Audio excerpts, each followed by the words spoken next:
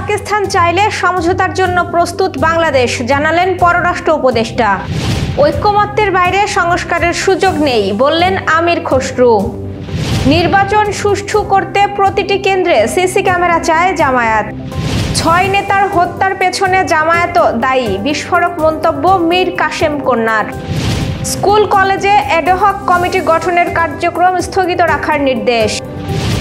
সাতক্ষীরায় উপকূলে বাঁধ ভাঙন, লোকালয়ে ঢুকছে পানি।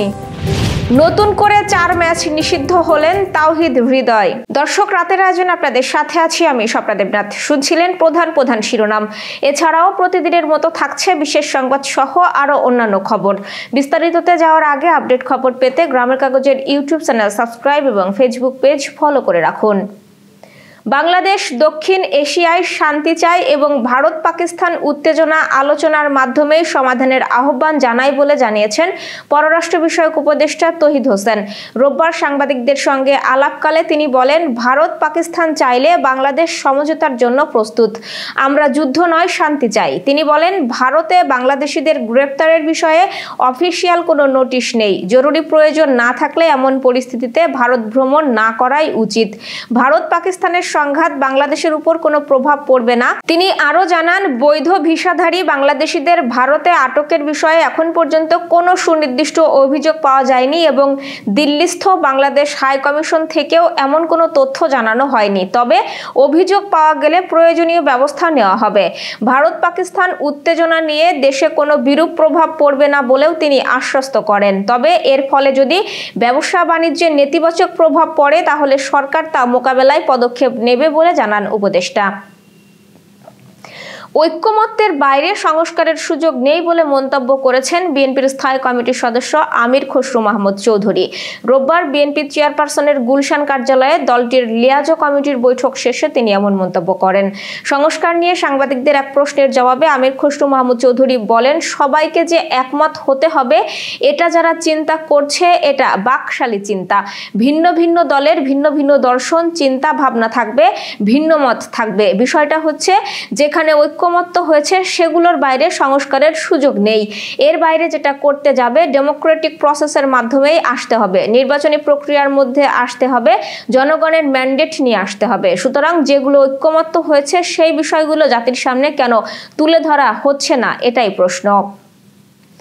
আগামী নির্বাচন সুষ্ঠু করার জন্য প্রতিটি ভোট কেন্দ্রে সিসি ক্যামেরা চায় বাংলাদেশ জামায়াত ইসলামী। এজন্য বড় অর্থের প্রয়োজন। এক্ষেত্রে ইউরোপীয় ইউনিয়নের সহযোগিতা চেয়েছে জামায়াত। রোববার রাজধানীর মগবাজারে জামায়াত ইসলামীর কেন্দ্রীয় কার্যালয়ে দলের আমির ডাক্তার শফিকুর রহমানের সঙ্গে সাক্ষাৎ করেন ঢাকায় নিযুক্ত ইইউ রাষ্ট্রদূত মাইকেল মিলার। সাক্ষাৎ শেষে সাংবাদিকদের একথা জানান দলটির নায়েবে আমির ডাক্তার সৈয়দ আব্দুল্লাহ মোহাম্মদ তাহের। চলতি মাসের শুরুতে ইউরোপীয় ইউনিয়নের সদর দপ্তর ব্রাসেলসে সফর করেন জামায়াত আমির এবং নায়েবে আমির ডাক্তার সৈয়দ আব্দুল্লাহ মোহাম্মদ তাহের। এরই ধারাবাহিকতায় রাষ্ট্রদূতের সঙ্গে বৈঠক হয়েছে বলে জানিয়েছেন ডাক্তার তাহের। আগামী নির্বাচন নিয়ে ইউরোপীয় ইউনিয়ন আপনাদের অবস্থান জানতে চেয়েছে কিনা, জানতে চাইলে কি জানিয়েছেন? সাংবাদিকদের এমন প্রশ্নে তিনি বলেন, আগামী নির্বাচনে প্রধান উপদেষ্টা যে টাইমলাইন দিয়েছেন তার উপরই আস্থা রাখবে জামায়াত। নারী বিষয়ক সংস্কার কমিশনের প্রতিবেদন প্রত্যাখ্যান করেছে জামায়াত। রাষ্ট্রদূতের সঙ্গে বৈঠকে এ বিষয়ে আলোচনা হয়েছে জানিয়ে ডাক্তার তাহের বলেছেন, কমিশনের সুপারিশে যৌনকর্মীদের পেশাকে স্বীকৃতি দেওয়ার কথা হয়েছে, যা নারীর মর্যাদা ও অধিকারের প্রতি চরম আঘাত। ইইউ রাষ্ট্রদূত জামায়াতের এই অবস্থানের সঙ্গে একমত পোষণ করেছেন। জামায়াতের কেন্দ্রীয় নেতৃত্বের 43% নারী। এ বিষয়কেও ইতিবাচক হিসেবে দেখেছেন তিনি। মানবতা বিরোধী অপরাধের মামলায় ফাঁসি কার্যকর হওয়া জামায়াত নেতাদের রক্ষায় দলটির নেতারা যথাযথ পদক্ষেপ নিতে গড়িমসি করছে বলে অভিযোগ করেছেন মীর কাসেম আলীর কন্যা তাহিরা তাসনিন বিনতে কাসেম। শনিবার নিজের ফেসবুকে দেওয়া এক স্ট্যাটাসে তিনি ওই অভিযোগ করেন। মীর কাসেম জামায়াতের কেন্দ্রীয় নির্বাহী সদস্য ছিলেন। যুদ্ধাপরাধ মামলায় 2012 সালের জুন মাসে তাকে গ্রেপ্তার করা হয়। 2016 সালের 3রা সেপ্টেম্বর রাতে কাশিমপুর কেন্দ্রীয় কারাগারে তার মৃত্যুদণ্ড কার্যকর করা হয়। কাসেম কন্যা তাহিরা তার স্ট্যাটাসে বলেন, পারিবারিকভাবে তারা আমাদের অনেক কাছের, বিশেষ করে তাহের চাচা মীর কাশেম আলীর, কিন্তু জামায়াত দল হিসেবে যথাযথ পদক্ষেপ নিতে গড়িমসি করেছে তাদের নেতাদের ফাঁসি আটকাতে। দিনের আলোর মতো যা আজ স্বচ্ছ, এটা তো সবাই একমত হবেন। তিনি আক্ষেপ করে বলেন, শহীদি মর্যাদায় আমাদের একমাত্র সান্ত্বনা এখন এবং আগামীতেও। এছাড়া আপনজনেরা তো শুধু ধোঁকা দিয়েছে। তাহিরা ক্ষোভ প্রকাশ করে লেখেন, জামায়াত আমাকে এমপি পদ অফার দিলেও আমি সারা জীবন এটা বলে যাব যে নিজের হাতে হত্যা না করলেও আমাদের বাবাদের হত্যার পেছনে তারাও দায়ী। এটা আমার কাছে এক প্রকার crime of omission. Ad hoc committee গঠন করা হয়েছে। এমন শিক্ষা প্রতিষ্ঠানের কমিটি নিয়মিত করার কার্যক্রম স্থগিত থাকবে। একই সঙ্গে যেসব শিক্ষা প্রতিষ্ঠানে অ্যাডহক কমিটি গঠন করা হবে তাদেরকেও একই আদেশ দেওয়া হয়েছে। এই আদেশের প্রেক্ষিতে শিক্ষা বোর্ডগুলোকে প্রয়োজনীয় ব্যবস্থা নিতে বলা হয়েছে। রোববার মাউশির উপসচিব সাইয়েদ জেড মোর্শেদ আলী স্বাক্ষরিত এক নোটিশে এই তথ্য জানানো হয়েছে। চিঠিতে বলা হয়েছে, বেসরকারি শিক্ষা প্রতিষ্ঠান, নিম্ন মাধ্যমিক, মাধ্যমিক ও উচ্চ মাধ্যমিক শিক্ষা স্তরের বেসরকারি শিক্ষা প্রতিষ্ঠানের গভর্নিং বডি ও ম্যানেজিং কমিটি প্রবিধিমালা 2024-এর প্রবিধি 64 এর আওতায় এই বিভাগের গত 21 নভেম্বরের চিঠি মোতাবেক যেসব শিক্ষা প্রতিষ্ঠানে অ্যাডহক কমিটি গঠন করা হয়েছে বা হবে, পুনরাদেশ না দেওয়া পর্যন্ত এই অ্যাডহক কমিটি থেকে নিয়মিত কমিটি গঠনের কার্যক্রম স্থগিত থাকবে। এতে আরও বলা হয়েছে, এ বিষয়ে প্রয়োজনীয় দিক নির্দেশনা দেওয়ার জন্য সব শিক্ষা বোর্ডগুলোকে নির্দেশক্রমে অনুরোধ করা হলো। যশোর সহ আঞ্চলিক সংবাদ। সাতক্ষীরার আশাশুনিতে এবার শ্রীউলা ইউনিয়নে খোলপেটুয়া নদীর বাঁধে ভাঙন দেখা দিয়েছে। পানি ঢুকছে লোকালয়ে। রোববার দুপুরের দিকে নাসিমাবাদ বেলিয়াখালী এলাকায় বেড়িবাঁধে ভাঙন দেখা দেয়। স্থানীয় বাসিন্দারা জানিয়েছে, বাঁধ ছিদ্র হয়ে দুপুর থেকে জনপদের মধ্যে জোয়ারের পানি ঢুকেছে।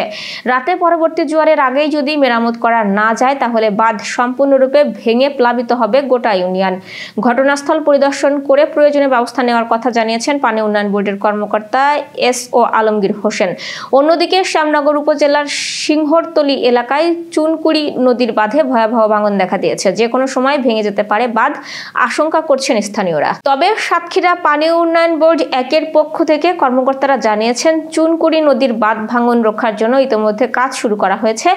আশা করা হচ্ছে ভাঙন রোধ করা সম্ভব হবে। খেলার সংবাদ।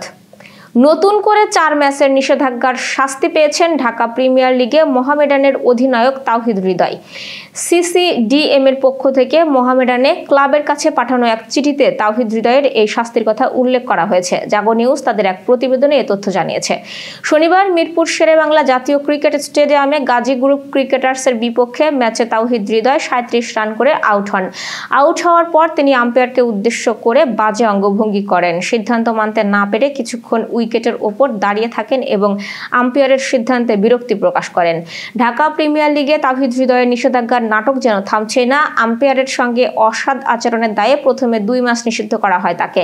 এরপর শাস্তি 1 ম্যাচ কমিয়ে আনা হলে আম্পায়ারের সঙ্গে বিসিবির ঝামেলা তৈরি হয়। কিন্তু শনিবার গাজী গ্রুপ ক্রিকেটার্সের বিপক্ষে খেলতে গিয়ে আবারও আম্পায়ারের সঙ্গে অসৎ আচরণ করলেন হৃদয়, যার ফলে পেলেন 1টি ডিমেরিট পয়েন্ট। আগেরগুলো সহ তার মোট 8টি ডিমেরিট হয়ে গেল এবং অটোমেটিক 8 ম্যাচ নিষিদ্ধ হয়ে গেলেন জাতীয় দলের এই ব্যাটার। অর্থাৎ 29 এপ্রিল আবাহনীর বিপক্ষে লিগের শেষ ম্যাচটিও খেলা হবে না তার, যে ম্যাচটি হবে শিরোপা নির্ধারণী ম্যাচ।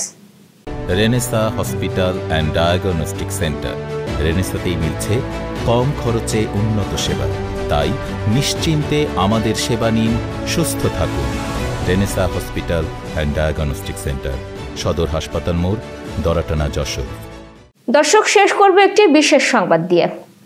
পুরুষদের তুলনায় নারীদের শ্রবণ শক্তি ভালো বলে এক গবেষণা প্রতিবেদনে জানিয়েছে open access journal scientific reports. এছাড়া নারী ও পুরুষরা শোনেনও আলাদাভাবে। একই গবেষণার ফলাফলকে চমকপ্রদ হিসেবে উল্লেখ করেছে জার্নালটি। নারীদের বয়স, তারা কোথাও থাকেন, সবকিছু নির্বিশেষে পাওয়া গেছে নারীরা পুরুষদের চেয়ে ভালো শুনতে পান। বিবর্তনের কারণে জীবতাত্ত্বিক এই পার্থক্য রয়েছে বলে ধারণা করা হয়। গবেষণায় দেখা গেছে নারীদের শ্রবণ শক্তির সঙ্গে পুরুষদের শ্রবণ শক্তির মধ্যে গড়ে 2 ডেসিবেলে পার্থক্য রয়েছে। গবেষকরা 5টি দেশের 13টি আলাদা সম্প্রদায়ের 448 জন সুস্থ প্রাপ্তবয়স্কের ওপরে গবেষণা চালিয়েছেন। গ্রাম, শহর বা পাহাড় সব জায়গাতেই দেখা গেছে নারীদের কানে শোনার ক্ষমতা পুরুষদের চেয়ে ভালো। এই ছিল আজকের আয়োজন। সাথে থাকার জন্য ধন্যবাদ।